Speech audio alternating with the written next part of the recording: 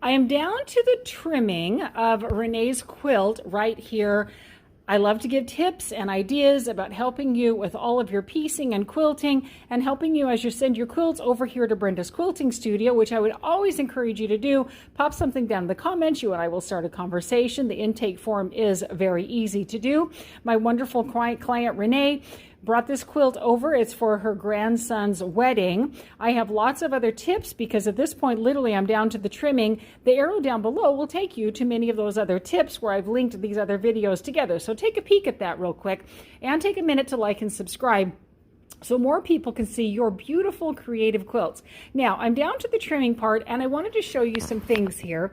When I'm doing my trimming, I'm going to take my acrylic template and I'm going to find some place on the inside. In this case, of course, I'm using this border, as you can see, and I'm going to line up with this border.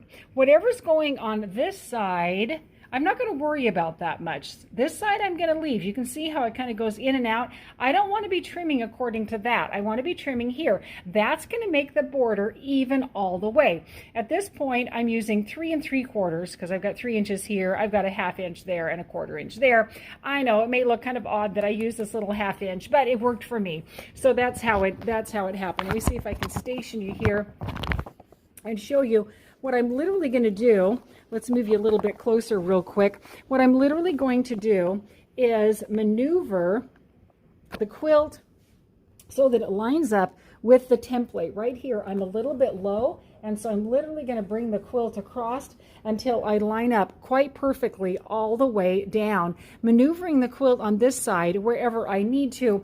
And at that point, when everything is lined up, I'm now going to trim all of that off. Another thought is have a big rotary cutter. We can talk about this if you have questions. I will discuss that with you. It's not the point of this video, but if you would like, that's something we could talk about. When I'm doing my trimming, I want you to realize that I am going to save for you.